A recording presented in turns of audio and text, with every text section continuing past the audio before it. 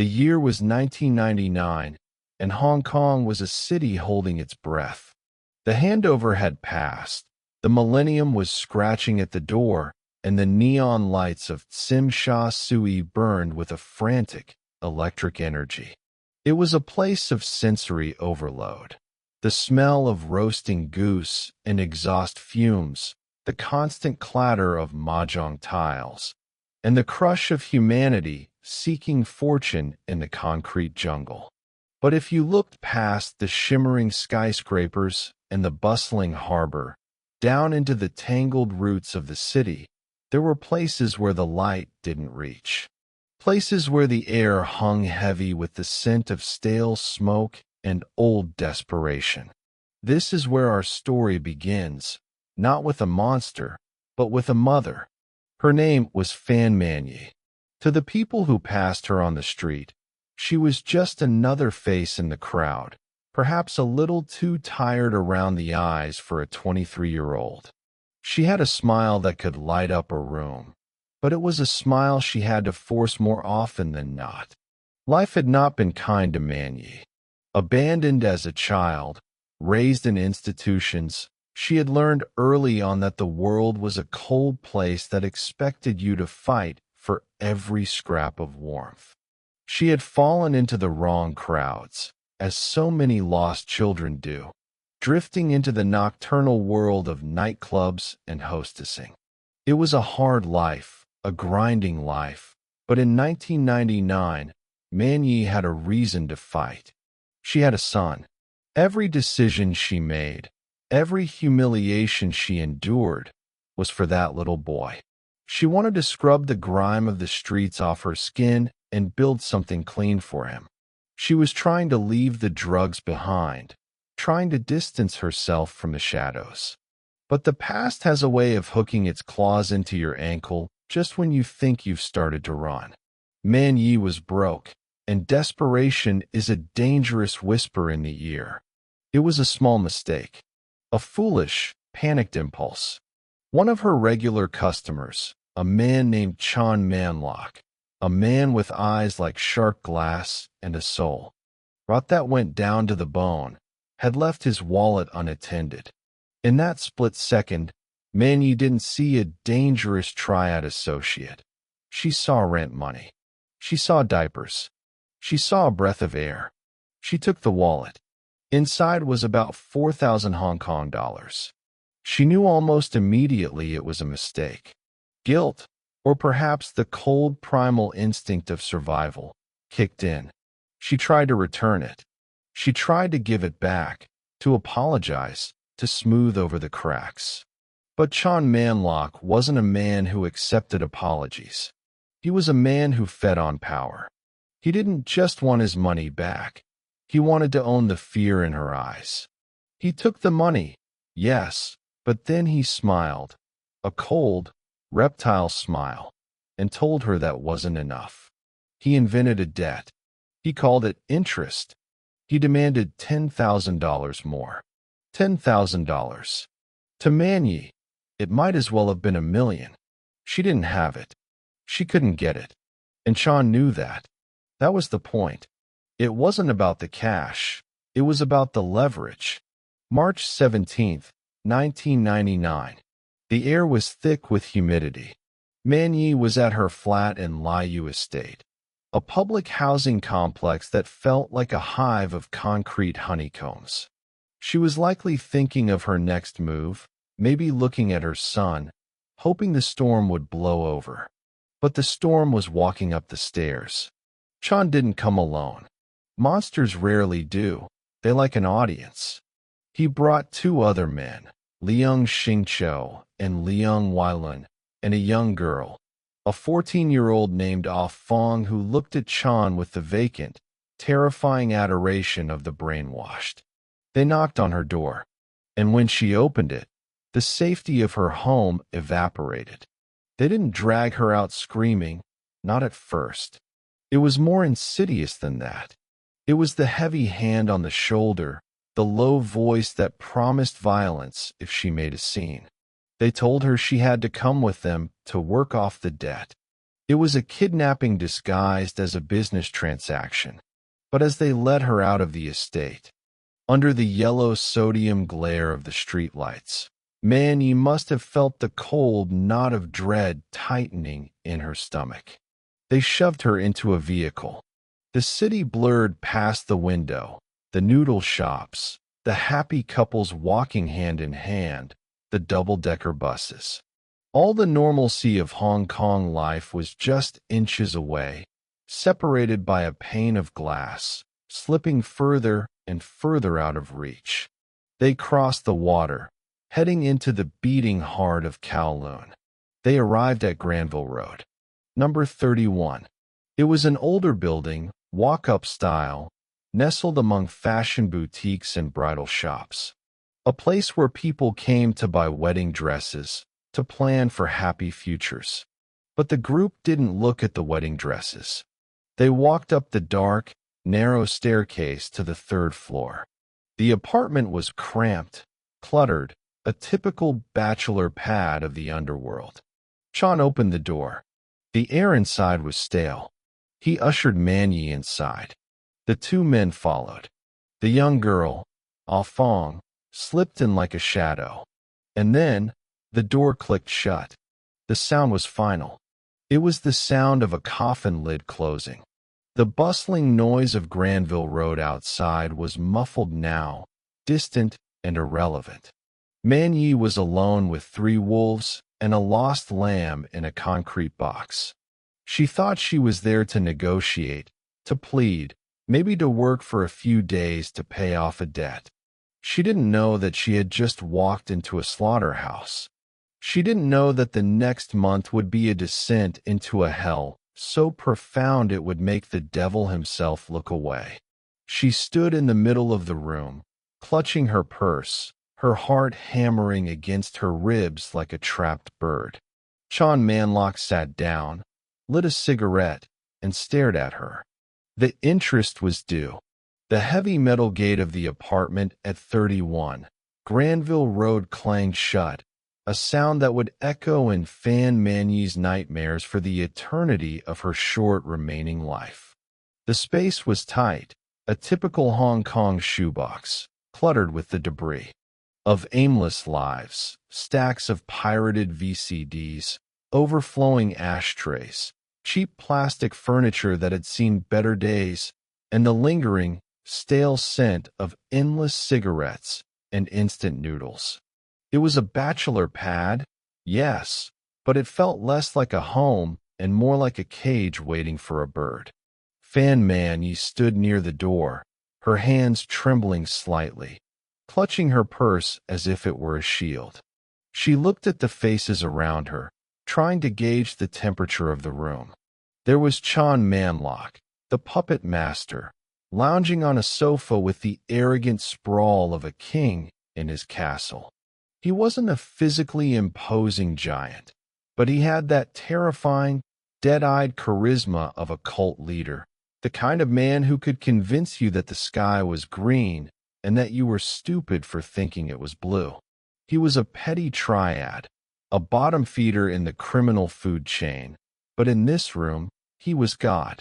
Then there were his disciples, Leung Xingqiu and Leung Wailuan. They weren't masterminds. They were muscle, emptiness waiting to be filled with someone else's malice. They leaned against the walls, cracking knuckles, laughing at jokes that weren't funny, their eyes tracking Man-yee with a mix of boredom and predatory interest. And in the corner, like a ghost, sat Ah Fong. She was just a child, really, 13, maybe 14 years old. She should have been in school, worrying about exams and crushes. Instead, she was here, watching the men with a gaze that was disturbingly blank, a vessel already cracked and leaking, desperate for Chan's approval. She was the girlfriend of one of the men, a runaway pulled into their gravity, and her presence made the scene infinitely more chilling. If a child could sit there comfortably, what kind of world had Man-yee stepped into? "Sit down," Chan said. It wasn't a shout. It was a casual command, soft and oily. Man-yee sat on the edge of a hard chair. "I can pay you back," she stammered, her voice thin. "I can work. I have friends. Give me a few days." Chan laughed, a dry, rattling sound. He lit another cigarette, the smoke curling up towards the yellowed ceiling. "Pay me back," he mused, as if the concept was amusing. "The 4,000 is gone, Man-yee. We're talking about the interest now. The inconvenience fee. You made me come all the way to lie you. You made my brothers walk. That costs money." He pulled out a notebook, or maybe just a scrap of paper, and began to scribble numbers. He looked up, his eyes gleaming. "The debt isn't 4,000 anymore. It's 20,000. Man-yee gasped. 20,000? I don't have that." "Then it's 30, Chan said instantly, his smile widening. "Every time you argue, the interest goes up. Every time you cry, the interest goes up. You are a guest in my house now, Man-yee. And guests have to pay their way." It was a game. A sick, twisted game of Monopoly where the rules changed every second and only Chan knew them. He wasn't looking for money. He knew she couldn't pay. He was looking for ownership. He wanted to strip away her agency layer by layer. He told her she would stay here, in this apartment, until the debt was cleared. She would work for them, cook for them, clean for them. She was to be their servant. She tried to stand up, panic finally overriding her manners. "I have to go home. My son, he needs me." The atmosphere in the room snapped tight like a rubber band. Leung Xingqiu stepped forward, blocking the path to the door. He didn't touch her, not yet, but his shadow fell over her, heavy and suffocating. Chan stopped smiling. "Your son?" Chan asked, his voice dropping to a whisper. "You want to see your son again? Then you sit down. You be a good girl. You do exactly what I say. If you walk out that door, Man-yee, I can't promise what happens to the little boy." It was the ultimate lever. The threat hung in the air, toxic and paralyzing. Man-yee sank back into the chair, tears welling in her eyes but refusing to fall. She was trapped, not by chains, but by fear. The apartment on Granville Road began to transform. The windows, looking out onto the busy street where people shopped for wedding gowns, became mocking portals to a freedom she couldn't reach.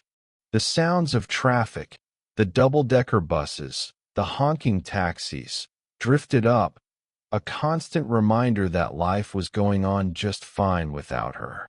Inside, time began to warp. Day and night blurred into a gray haze of smoke and tension. They didn't beat her that first night.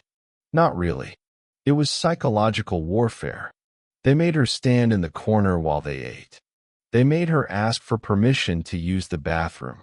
They called her names: whore, thief, liar, until the words started to lose their meaning and just became the background noise of her existence. They were breaking her down, chipping away at her identity as Fan Man-yee, the mother, the woman, and molding her into something else. A debtor, a prisoner, a thing. Ah Fong watched it all.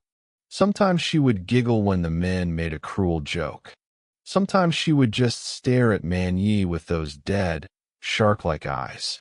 Man-yee tried to plead with the girl when the men were in the other room, whispering for help, appealing to her as a sister, a daughter. But Ah Fong just looked at her and said, "You owe Big Brother money. You have to pay." The indoctrination was complete. There was no ally here. As the night deepened, Chan decided it was time to secure his investment. He told Man-yee she couldn't leave the apartment. Not for food, not for anything. The door was locked from the inside. The keys vanished into Chan's pocket. The trap had not just sprung, it had been welded shut. Man-yee curled up on a thin mat in the corner of the living room, listening to the men play video games, their laughter sharp and jagged. She clutched her knees to her chest, trying to make herself small, trying to disappear. She didn't know that the debt would never be paid. She didn't know that the apartment was not a debtor's prison, but a waiting room for hell. She closed her eyes and saw her son's face, and that was the only thing that kept her from screaming. But in the darkness of 31 Granville Road, nobody was listening anyway. The thin mat on the floor of the Granville Road apartment was no longer a place of rest. It was a front row seat to her own unraveling. As the first week bled into the second, the atmosphere shifted from psychological intimidation to a raw, physical brutality that seemed to satisfy a deep, dark hunger in Sean Manlock and his companions. The debt was now a living entity, a monster that grew hungrier the more Man-yee suffered. It was no longer about the money. It was about the intoxicating high of absolute power over a human soul. The violence didn't start with a roar.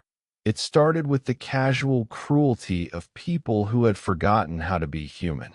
They began with their fists. A strike to the face for moving too slowly. A kick to the ribs for crying. The men would take turns, turning their assaults into a grotesque form of entertainment. They would sit around, drinking and smoking, and then, as if bored by the television, one would stand up and deliver a blow that would send Man-yee sprawling across the cramped living room. They were testing the limits of her endurance, and every time she didn't die, they pushed a little further. To ensure she wouldn't scream, to ensure the neighbors in the bustling district of Tsim Sha Tsui wouldn't hear the reality of what was happening behind the door of Unit 3B, they turned to more creative forms of torment. They used household objects, things meant for comfort or utility, and twisted them into instruments of agony. They took a common kitchen lighter, the kind used to start a stove, and began to burn her skin. They would hold the flame against her arms, her legs, her chest, watching the skin blister and blacken. The smell of burning flesh began to permeate the small apartment, mixing with the scent of the instant noodles they ate while they watched her writhe. But the most horrific development was the introduction of the melting plastic. Chan, in a moment of inspired malice, took plastic hangers, the cheap, colorful kind you find in any Hong Kong market, and lit them on fire. As the plastic melted into a viscous, boiling liquid, they would hold it over Man-yee. She was tied down, her mouth gagged with dirty rags, her eyes wide with a terror that no words could ever capture. The molten plastic would drip onto her bare skin, searing through the epidermis, cauterizing the very wounds it created. It was a pain so white-hot, so all-consuming, that Man-yee's mind began to fracture. She wasn't a person anymore. She was a canvas of scars and burns. The 14-year-old, Ah Fong, wasn't just a witness. Encouraged by the men, she began to participate. She would strike Man-yee, her small hands mimicking the violence of the men she looked up to. There is a specific kind of horror in seeing a child embrace such depravity, a sense that the future itself is being poisoned. Ah Fong would laugh as Man-yee recoiled, finding a sick sense of belonging in the shared cruelty of the group. They began to deprive her of basic human needs. Food was a rarity, and when they did feed her, it was often garbage or worse. They forced her to eat their waste, laughing as she choked and gagged. They were stripping away her dignity, her humanity, her very right to exist as a sentient being. Man-yee was becoming a ghost while her heart was still beating. Her body was a map of their hatred, covered in bruises that turned from purple to a sickly yellow, and burns that never had the chance to heal before they were reopened. Through the haze of pain, Man-yee's thoughts always drifted back to her son. He was the only thing that kept her heart pumping in that room of shadows. She would imagine his face, the sound of his laughter, trying to use the memory as a shield against the agony. But even that was being stolen. As the days passed, her memory of him began to blur, crowded out by the immediate, screaming reality of her nerves. She was losing herself. The apartment was a bubble of madness. Outside, the world continued. People bought handbags on the street below. They ate dim sum in the restaurants next door. They laughed at jokes in the theater down the block. Only a few inches of concrete and what separated the mundane world from a chamber of horrors that defied description. The perpetrators moved in and out, buying groceries, talking to neighbors, appearing perfectly normal to the outside world. Then they would step back inside, lock the door, and resume the demolition of a human life. By the end of the second week, Fan Man-yee could no longer stand. Her legs were a mass of infected burns and broken tissue. She spent her days huddled in a corner, her breath coming in ragged, shallow gasps. She had stopped pleading. She had stopped asking for mercy. She simply existed in a state of perpetual, agonizing wait. She was waiting for the next blow, the next drop of plastic, the next humiliation. She didn't know that the worst was yet to come. She didn't know that her captors were no longer satisfied with just pain. They were beginning to crave the ultimate silence. The third week in the Granville Road apartment saw the final vestiges of restraint evaporate. The three men and the girl had spent weeks deconstructing Fan Man-yee's spirit, and now they began to systematically dismantle her body. The air in the room had grown thick and foul. The windows remained shuttered to hide the reality of the third floor from the neon-soaked streets of Tsim-sha-tsui. Inside, the line between life and a living death had become a blurred, bloody smear. Chan Manlock, fueled by a cocktail of methamphetamines and a god complex, decided that physical pain was no longer enough. He began to demand a performance. He forced Man-yee, despite her broken ribs and the weeping infections on her limbs, to smile and laugh while they tortured her. If her expression didn't meet his approval, the punishment was redoubled.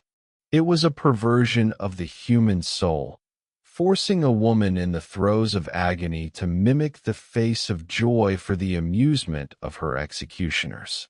The use of the melting plastic hangers became a daily ritual. By now, her skin was a landscape of charred ridges.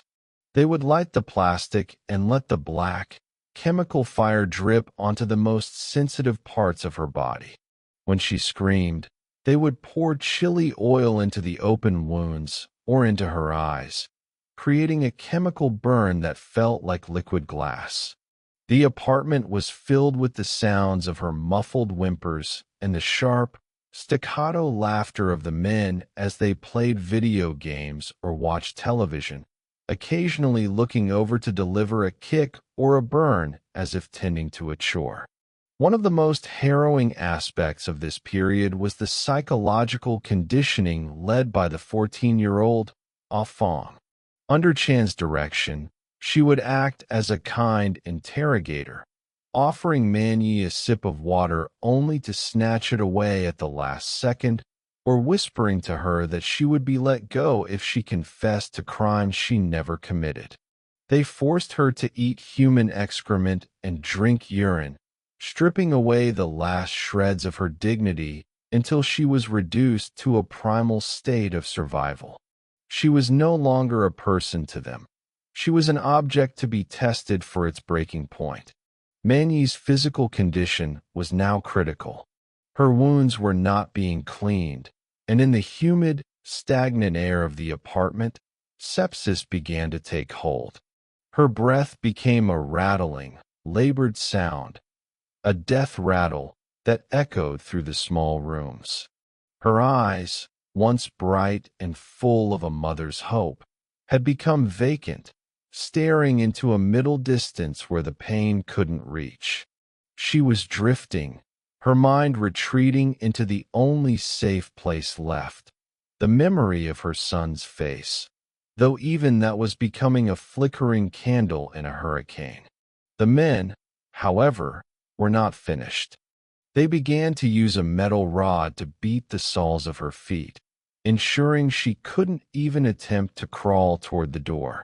They were meticulous in their cruelty, ensuring she stayed alive just long enough to endure the next session. They were no longer angry about a stolen wallet. They were addicted to the power of holding a life in the palm of their hands and slowly closing their fist. As April arrived, the weather in Hong Kong turned increasingly hot and damp. The smell in the apartment became an unbearable stench of rot and neglect. Yet, the perpetrators lived in it, ate in it, and slept in it, seemingly immune to the horror they had created. They had built a private universe where the laws of humanity did not apply, and Fan Man-yee was the sole inhabitant of its deepest circle of hell. She was a ghost in waiting, her body a prison within a prison, counting the seconds until the darkness finally refused to lift. The middle of April 1999 brought a heavy, suffocating heat to the streets of Kowloon, but inside the apartment on Granville Road, the air had turned cold with the presence of death. Fan Man-yee was no longer fighting. Her body, once a vessel of strength for her young son, had become a fragile shell, shattered by a month of systematic destruction. The sepsis had spread through her blood like a slow-moving poison, turning her skin a sickly, mottled gray. She lay on the floor, her breathing nothing more than a shallow, irregular flutter, like the wings of a dying bird trapped in a box. Chan Manlock and the others watched her, not with remorse, but with a detached, clinical curiosity. The game was reaching its natural conclusion. The laughter that had filled the apartment during the earlier weeks of torture had died down, replaced by a tense, heavy silence. They realized that their debtor was slipping away, and with her, the source of their dark entertainment. Yet, even in her final hours, they couldn't grant her peace. They continued to prod her, to shout at her, trying to elicit one last reaction, one last sign that they still owned her spirit. But Man-yee was already elsewhere. Between April 14th and 16th, the flickering light finally went out. In the corner of that cramped, filth-ridden living room, Fan Man-yee took her last breath. There was no dramatic outcry, no cinematic goodbye. There was only the sudden, profound stillness of a heart that had been pushed far beyond the limits of human endurance. She died in a place of horror, surrounded by her tormentors, miles away from the son she had tried so hard to protect. For a moment, panic flickered in the apartment. The realization that they were now standing over a corpse, not a prisoner, but a murder victim, settled over the three men. But the panic was brief, quickly replaced by the cold, calculating logic of the sociopath. They didn't think of the life they had extinguished. They thought of the evidence they had created. To them, Man-yee's body was no longer a person. It was a problem that needed to be solved. They moved her into the small, cramped bathroom. The bathtub, a place meant for cleansing, became the site of a final, ultimate desecration. With the same casual detachment they had shown during the torture, they began the process of dismemberment. They used saws and kitchen knives, working with a gruesome efficiency to ensure the body could be disposed of without raising suspicion. The sound of the tools against bone echoed against the tiled walls, masked only by the sound of the television playing in the next room to drown out the noise. Fan Man-yee took charge of the process. He decided that they could not simply dump the remains in a trash bin. The police in Hong Kong were too thorough. They needed to hide the pieces in plain sight or destroy them entirely. They began to boil parts of her remains in large pots on the kitchen stove, a desperate and horrific attempt to make the evidence unrecognizable and to mask the smell of decomposition. The apartment, already a place of nightmare, was now filled with the thick, cloying steam of a human being rendered down into nothingness. As they worked, they realized they had a specific problem: the head. It was the most identifiable part of her, the part that carried her face, her history, and the evidence of their brutality. They couldn't simply boil it away. Sean looked around the cluttered apartment, his eyes landing on a large, colorful object sitting among the debris. It was a Hello Kitty mermaid plush doll, a symbol of innocence, childhood, and popular culture. In a move of pure, unadulterated evil, he decided that this would be her final resting place. They discarded most of her remains in the household trash, mingling the fragments of a human life with the city's daily refuse. But the skull remained. They carefully opened the back of the plush doll, removed some of the polyester stuffing, and forced the remains inside. They sewed it back up, the smiling, blank face of the cartoon character now hiding the most gruesome secret in Hong Kong. The doll was placed back on a shelf, a silent witness in the apartment where the air was now thick with the smell of bleach and death. They thought they had won. They thought the silence of the grave would protect them. They didn't realize that the dead have a way of speaking, even when they have been reduced to a secret hidden inside a toy.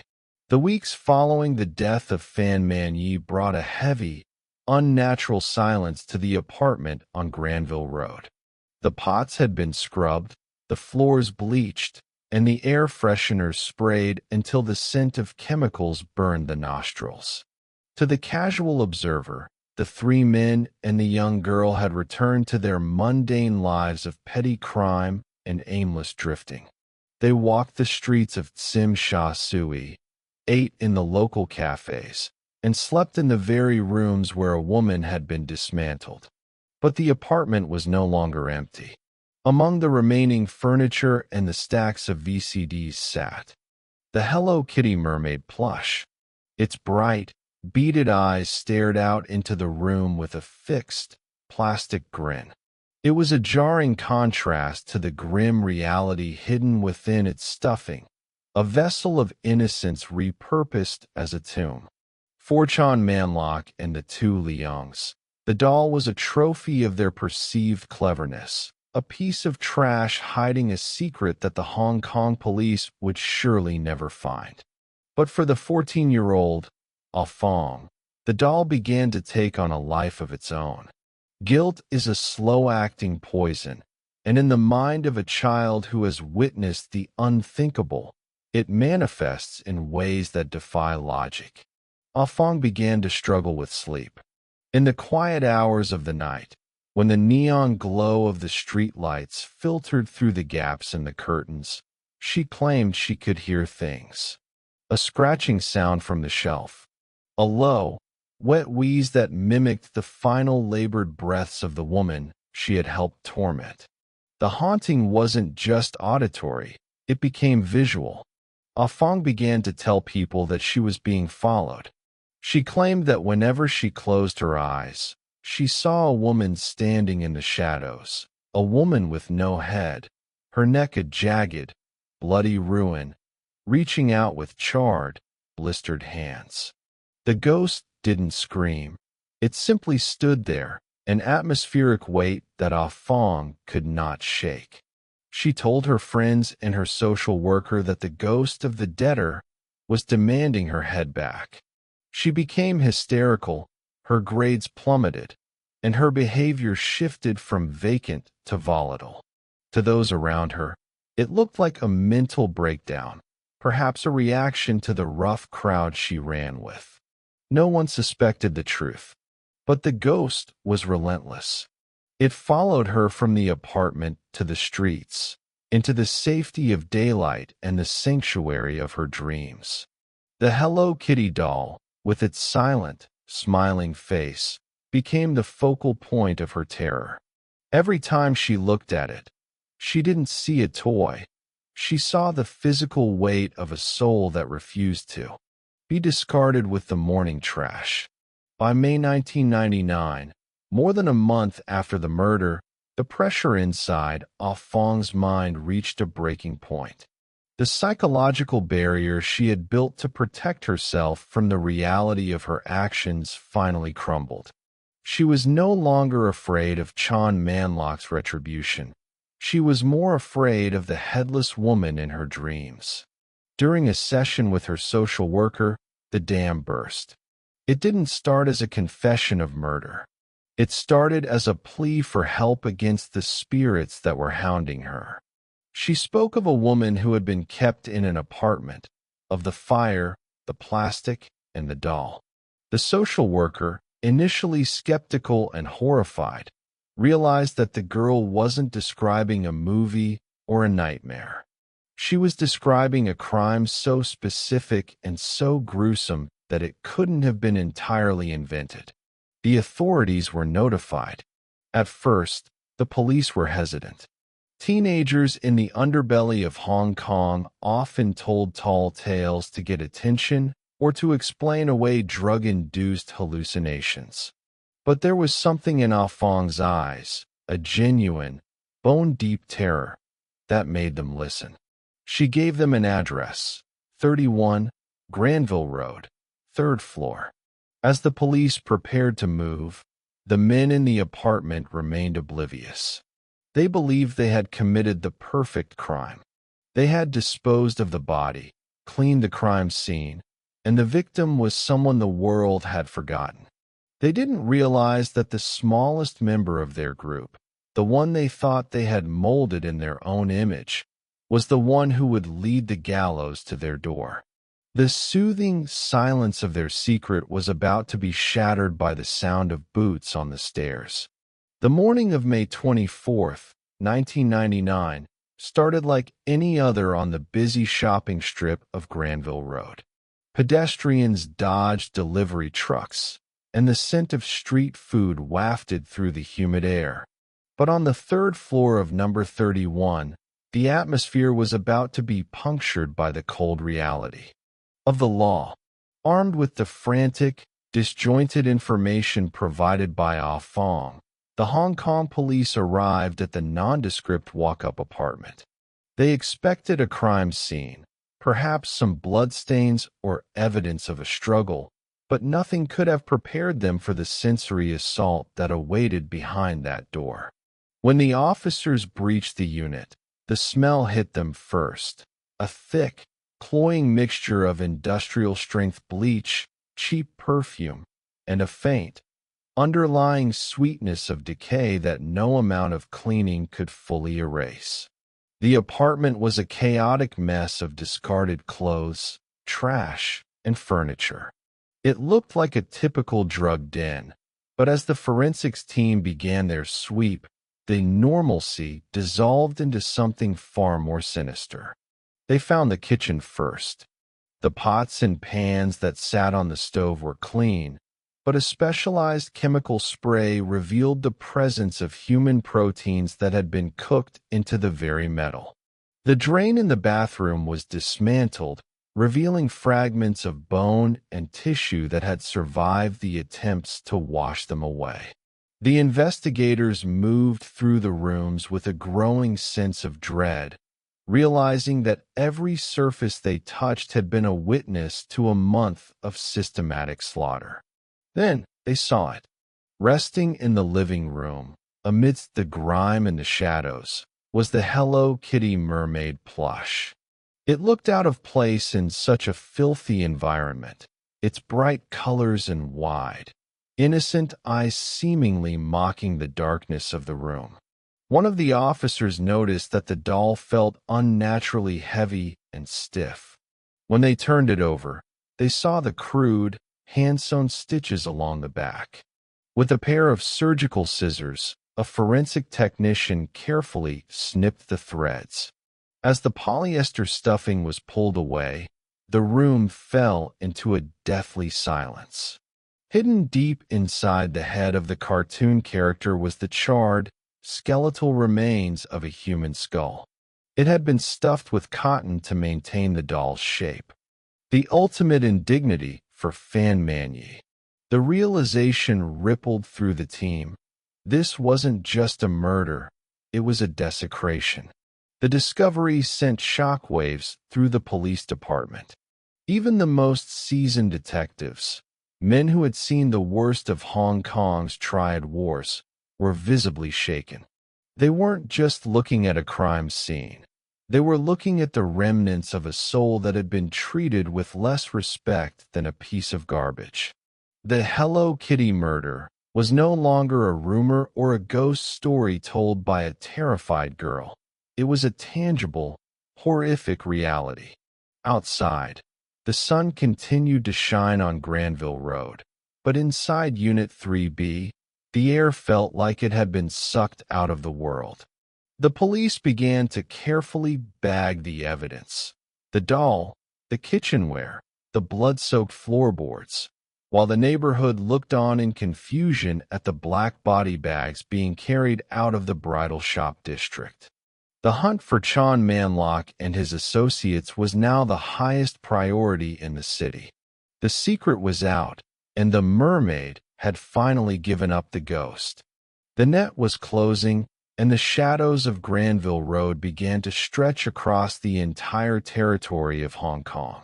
With the physical evidence now in hand, the most harrowing piece being the silent, stuffed witness, the police didn't have to wait long. The three men, perhaps arrogant enough to believe they were untouchable or simply too deep in their own depravity to flee, were apprehended shortly after the raid.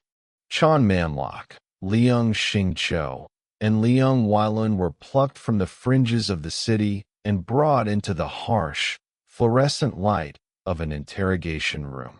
The contrast was staggering. In the apartment, they had been kings of a small, blood-soaked hill. In the police station, stripped of their weapons and their control over a defenseless woman, they were revealed for what they truly were: hollow, pathetic men fueled by a shared, cowardly malice. Each began to do what predators do when trapped. They turned on one another.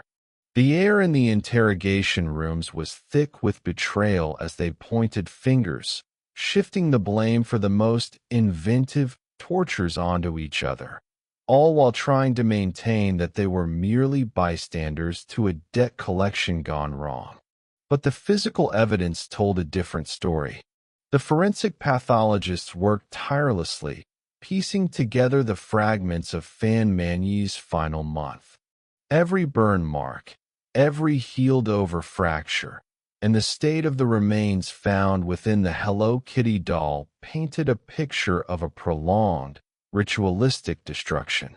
They couldn't hide behind manslaughter or accidental death when the tools of their trade, the melted plastic, the metal rods, the boiling pots, were laid out as exhibits. The public reaction in Hong Kong was one of visceral, collective trauma. This wasn't a quick gangland shooting or a crime of passion.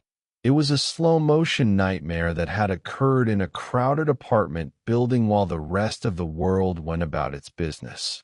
The Hello Kitty murder became a headline that haunted the city's psyche. Parents held their children closer, and the bright, ubiquitous face of the Hello Kitty character, usually a symbol of joy and cuteness, became a grotesque reminder of the darkness that can hide in plain sight. As the trial date approached, the prosecution prepared a case that would rely heavily on the testimony of the 14-year-old, Ah Fong. She was the key, the one who had seen it all and lived to tell the tale. But the question remained, would a jury see her as a victim of Chan's manipulation or as a willing participant in the torture of a mother who only wanted to go home? The courtroom was prepared for a spectacle, but no one was truly prepared for the details that were about to be read into the public record. The ghost of Fan Man-yee was no longer just a nightmare in a young girl's head. She was about to take the stand through the evidence of her own suffering. The courtroom was a place of heavy, suffocating silence as the trial of the Hello Kitty murder commenced. The three defendants sat in the dock, their faces carefully neutral, stripped of the bravado they had displayed in the Granville Road apartment. Across from them sat the prosecution, ready to unveil a narrative of cruelty that would leave the city of Hong Kong scarred for decades.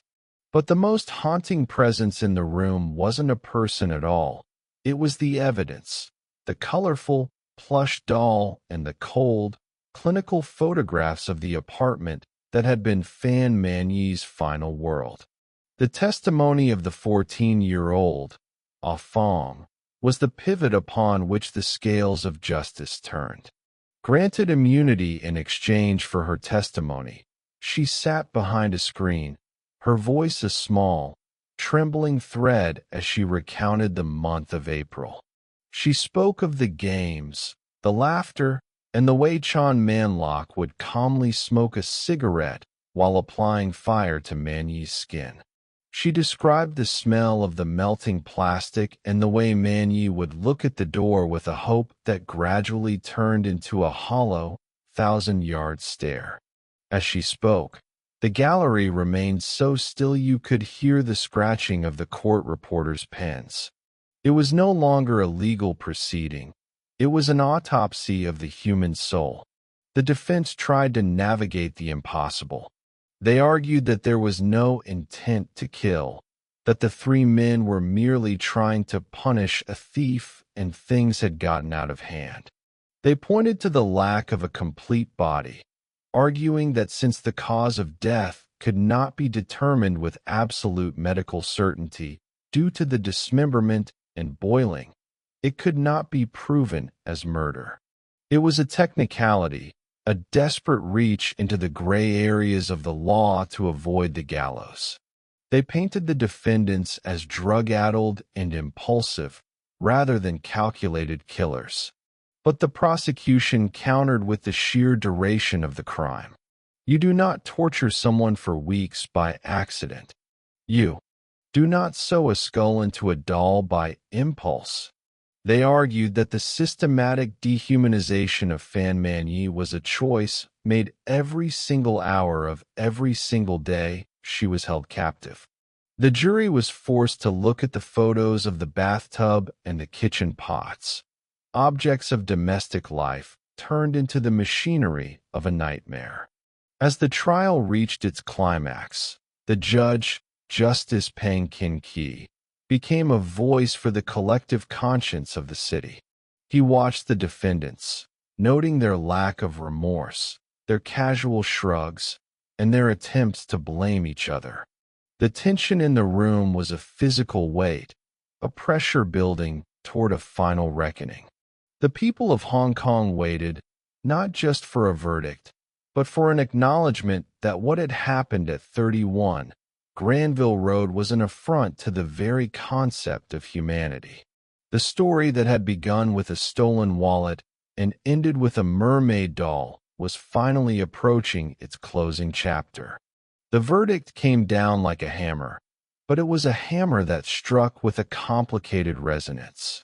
Because the remains had been so thoroughly desecrated, boiled, scattered, and reduced to fragments, the medical examiners could not pinpoint the exact biological moment Fan Man-yee's heart stopped. Without a definitive cause of death, the jury found the three men guilty not of murder, but of manslaughter. To the public, it felt like a hollow victory, a technical escape for monsters. But the law still held a final, sharp blade. Justice Pang Kin-ki, presiding over the case, looked down at the three defendants with a visible, bone-deep revulsion. He noted that in all his years on the bench, he had never encountered a case of such calculated, persistent, and ruthless cruelty. He famously remarked that the defendants had treated a fellow human being with less dignity than one would accord a piece of waste. Utilizing the maximum power available for a manslaughter conviction, he sentenced Chan Manlok, Leung Shingchou, and Leung Weilun to life imprisonment. He made it clear they were not to see the sun as free men for a very, very long time. As the men were led away, the apartment building at 31 Granville Road remained a silent monument to the tragedy. It became a site of morbid curiosity, then of avoidance. Neighbors reported hearing the sound of a woman crying through the walls long after the unit had been gutted and bleached. Eventually, the building was demolished, the physical structure torn down as if the city itself was trying to cauterize a wound. But you can't demolish a memory. The Hello Kitty murder became a part of Hong Kong's dark folklore, a cautionary tale about the thinness of the veil between civilization and the abyss.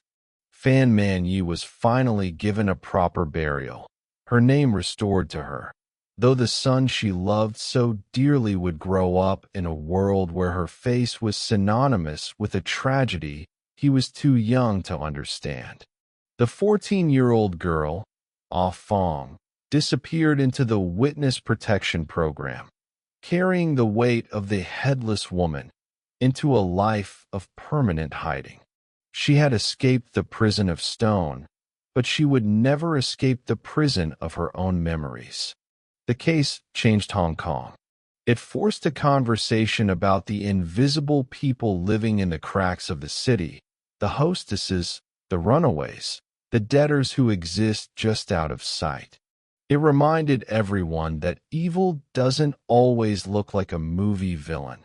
Sometimes it looks like a group of men playing video games in a cramped apartment, laughing while a tragedy unfolds in the next room. The story of the mermaid doll ends here, but its echoes remain. It serves as a grim reminder that even in a city of millions, a single voice can be drowned out if we aren't listening. Fan Man-yee's smile was stolen, her body was broken, and her rest was delayed. But through the horror, her story became a light, a cold, harsh neon light that refuses to let the shadows of Granville Road stay hidden. The doll on the shelf is gone, but the lesson it left behind is written in the very concrete of the city.